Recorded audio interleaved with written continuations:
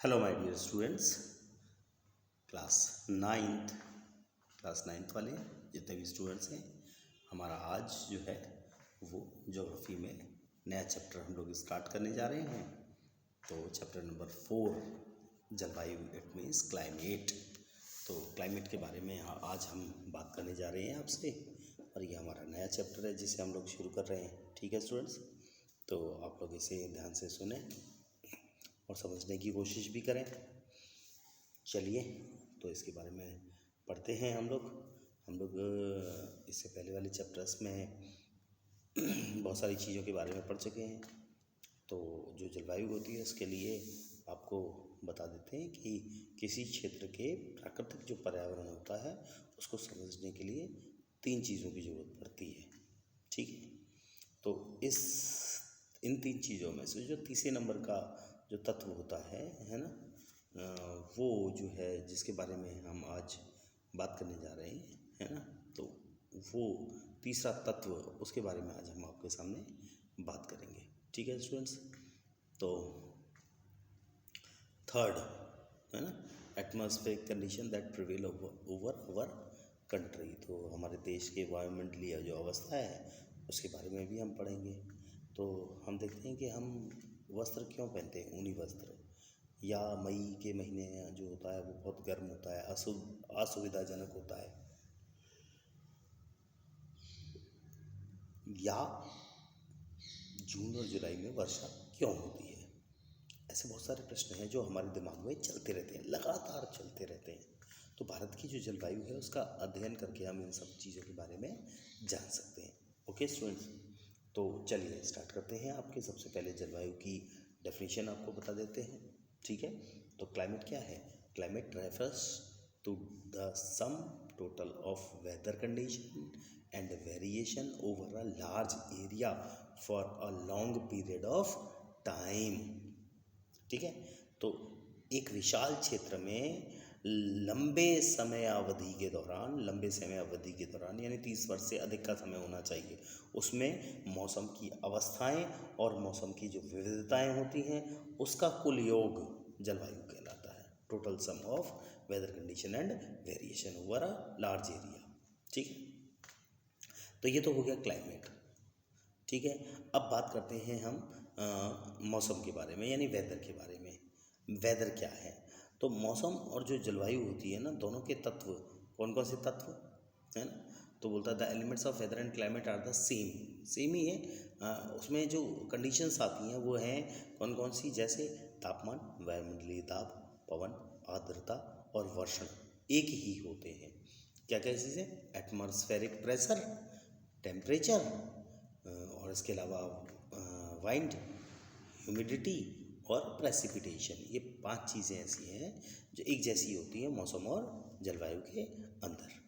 तो हम जब देखते हैं कि मौसम की जो अवस्था होती है प्रायः एक दिन में कई बार बदल जाती है।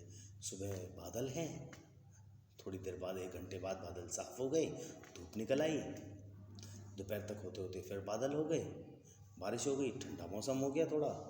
तो अवस्थाएं बदलती हैं।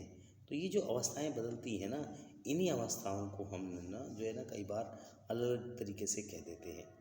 लेकिन फिर भी कुछ सप्ताह के लिए, कुछ महीने तक के लिए जो वायुमंडलीय अवस्था लगभग एक समान बनी रहती है, जैसे दिन गर्म है तो गर्मी ही बना रहेगा, या ठंडा है तो ठंडा ही बना रहेगा, या हवा चल रही है तो हवा ही चलती रहेगी हवादार, या शांत, या आसमान बादलों से घिरा है, या साफ़ है, आर्द्र है, शुष्क है, कुछ भी हो सकता है। तो महीनों के औसत जो वायुमंडलीय अवस्था होती है उसके आधार पर वर्ष को हम इस टाइप से बांट देते हैं, जैसे ग्रीष्म ऋतु में, शीत ऋतु में, वर्षा ऋतु में, इस तरीके से उसे डिवाइड कर देते हैं।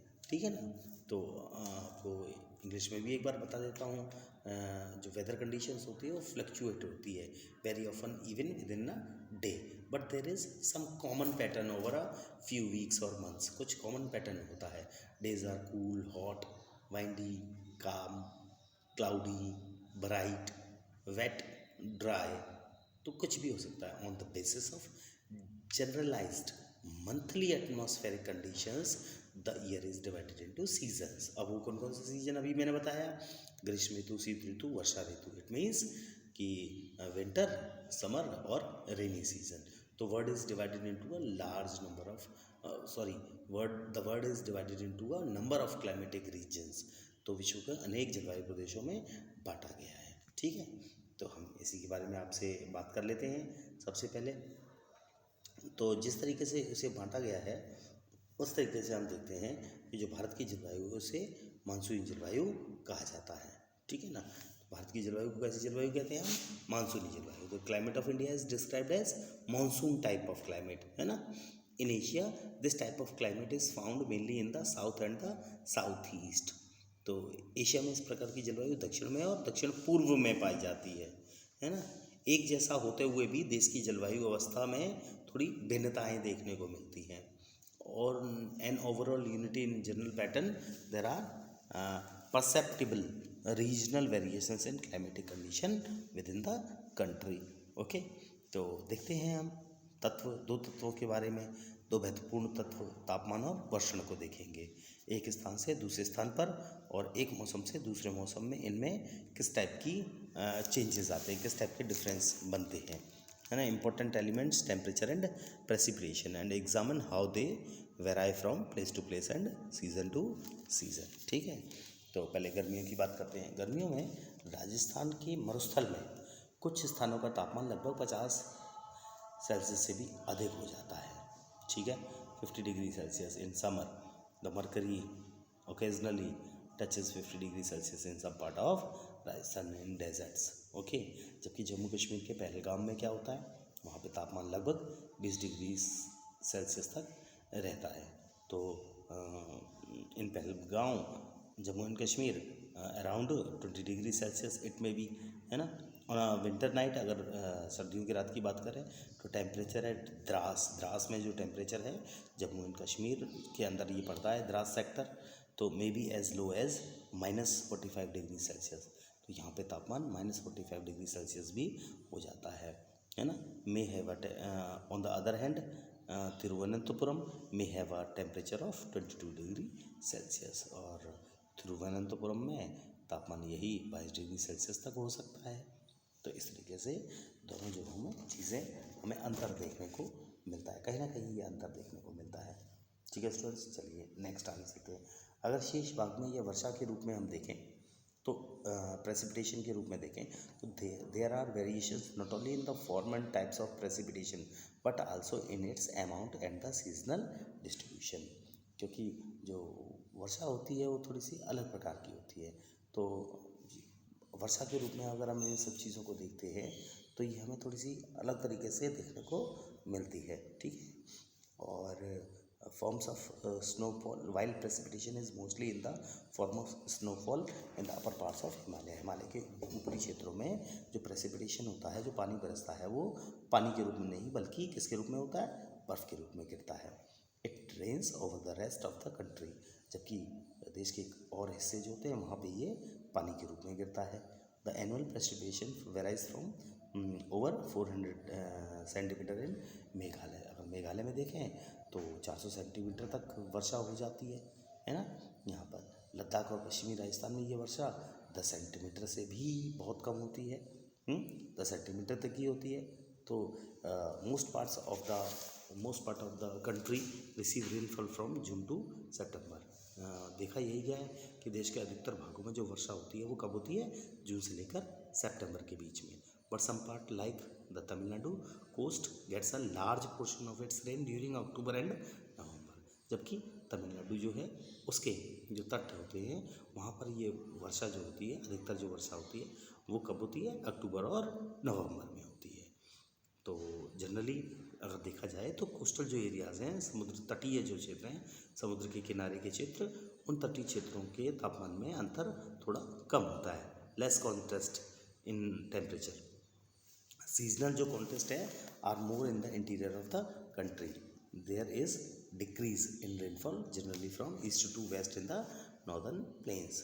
तो देश के आंतरिक भागों में मौसमी जो अंतर है वो अधिक देखने को मिलता है। उत्तरी मैदान में वर्षा की मात्रा पूर्व से जब पश्चिम की ओर जाते हैं हम तो घटती चली जाती है। पूर्व में ज़्यादा बरसता है पानी, जबकि पश्चिम की तरफ जाते हैं तो ये वर्षा वहाँ कम होती चली जाती है। ये भिन्नताएँ लोगों के जीवन में विविधताएँ लाती हैं। विविधताएं को क्या कहते हैं? These variations have given rise to variety in lives of people. तो in terms of the food they eat, the clothes they wear and also the kind of houses they live in. किन किन चीज़ों में भिन्नता आती है, किन किन चीज़ों में विविधता देखने को मिलती है? उनके भोजन में हमें विविधता देखने को मिलती है, खान पान अलग हो जाता है, वस्त्र पहनने का तरीका अलग हो जाता है, घरों के प्रकार अलग हो जाते हैं, अलग अलग टाइप के घर बनाए जाते हैं। तो इस तरीके से हमें बहुत सारी भिन्नताएं देखने को मिलती हैं। ठीक है ना स्टूडेंट्स? तो ये चीज़ें आ जाती हैं। नेक्स्ट हमारा जो पॉइंट स्टार्ट होने जा रहा है वो है जलवायु नियंत्रण, यानी कि क्लाइमेटिक जो कंट्रोल है, हमारा फर्स्ट पॉइंट है ये, और इसके बारे में हम बात करने जा रहे हैं आपसे।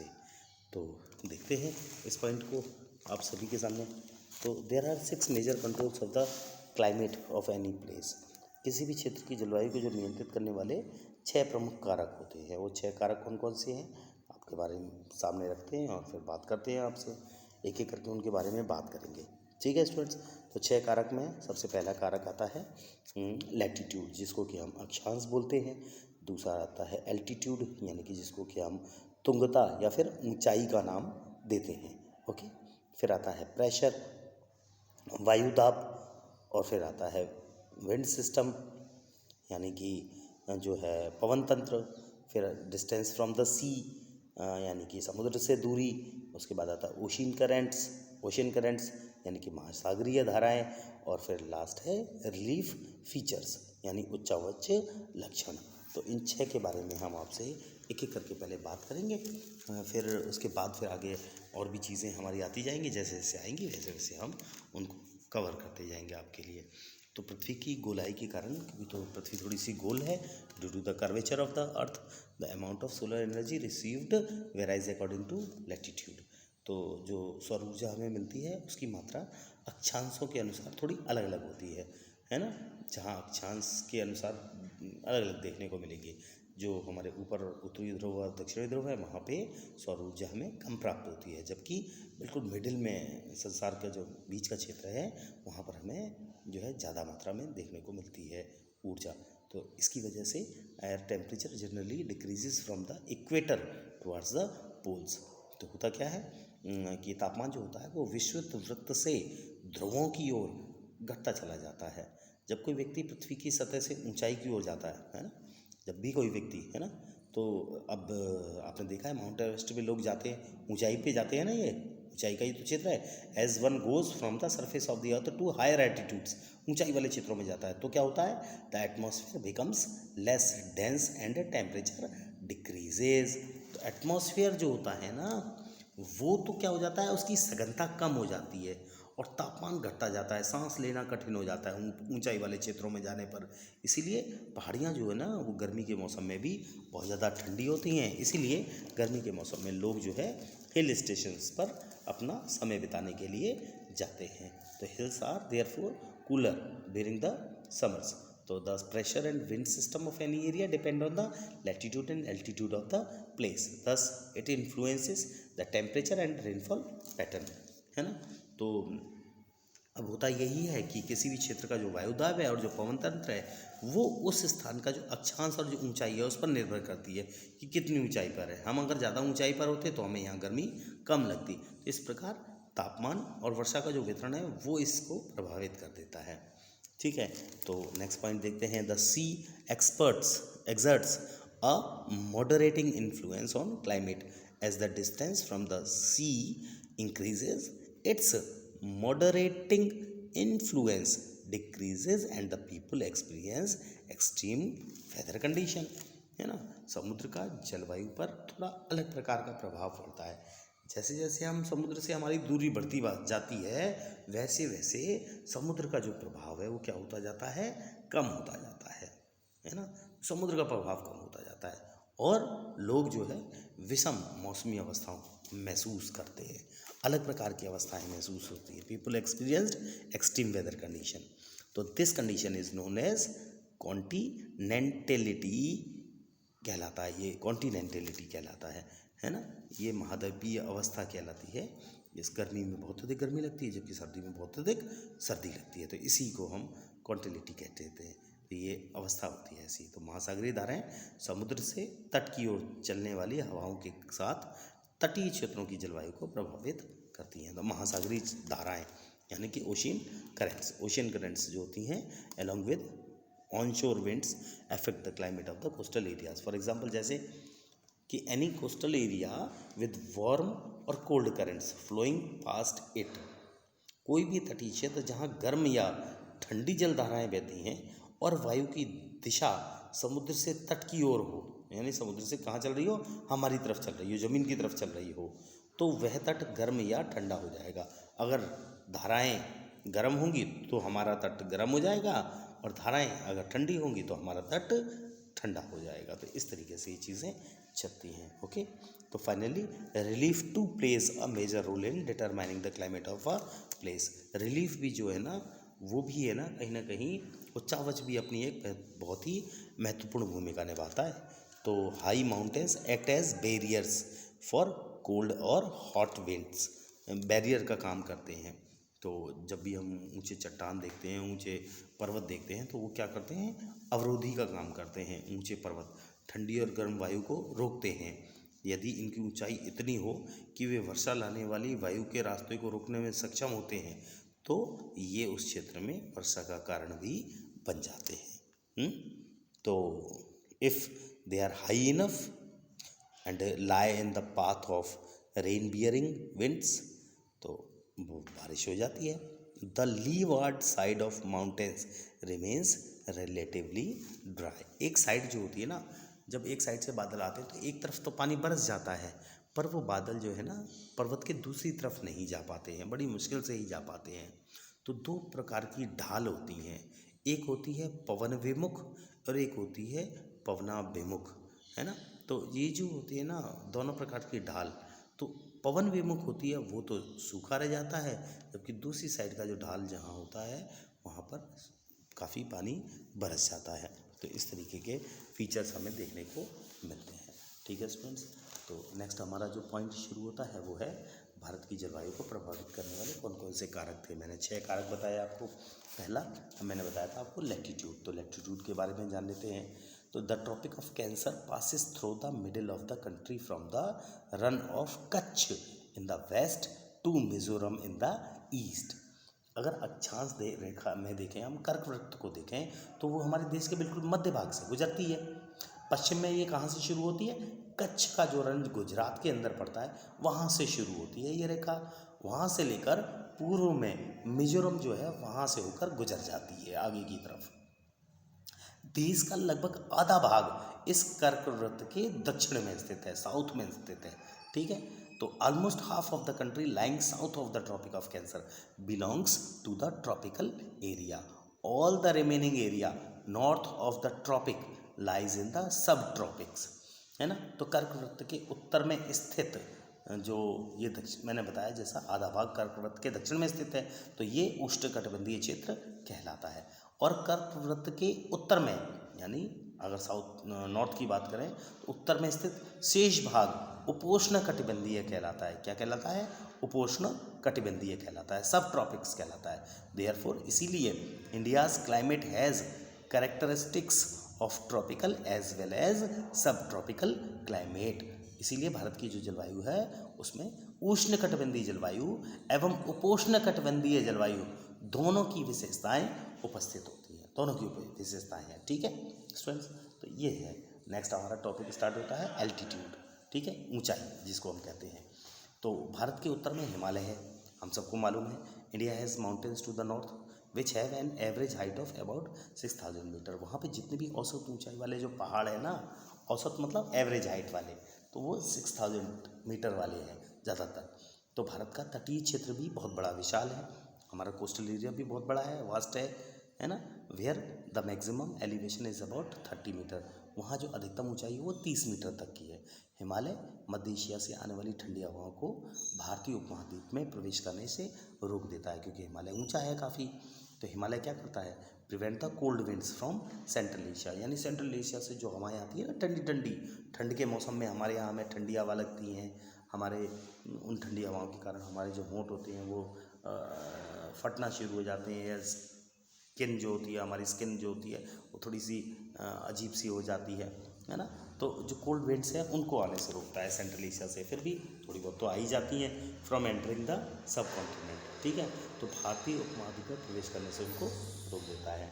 इन्हीं पर्वतों के कारण इस क्षेत्र में मध्य एशिया की तुलना में ठंड कम पड़ती है, ठीक है। तो it is because of these mountains that this subcontinent experiences comparatively milder winters as compare to Central Asia. Central Asia में जब हमारे यहाँ ठंड पड़ रही होती है ना, तो सेंट्रल एशिया में बहुत ज़्यादा ठंड पड़ रही होती है, जबकि हमारे यहाँ थोड़ी ही ठंड पड़ती है। वो थोड़ी भी हमको बहुत ज़्यादा लगती है, लेकिन थोड़ी ही पड़ती है, ज़्यादा नहीं पड़ती है, ठीक है ना। तो इसके बाद हमारा जो नेक्स्ट टॉपिक है वो है प्रेशर और विंड्स, वायुदाब और पवन। तो स्टूडेंट्स, आज के लिए आपका इतना ही टॉपिक रहने देते हैं। इसके बाद नेक्स्ट जो टॉपिक है वो ये वायुदाब और पवन, ये हम अगले पार्ट में आपके लिए कवर करेंगे। तो स्टूडेंट्स, तब तक के लिए थैंक यू वेरी मच।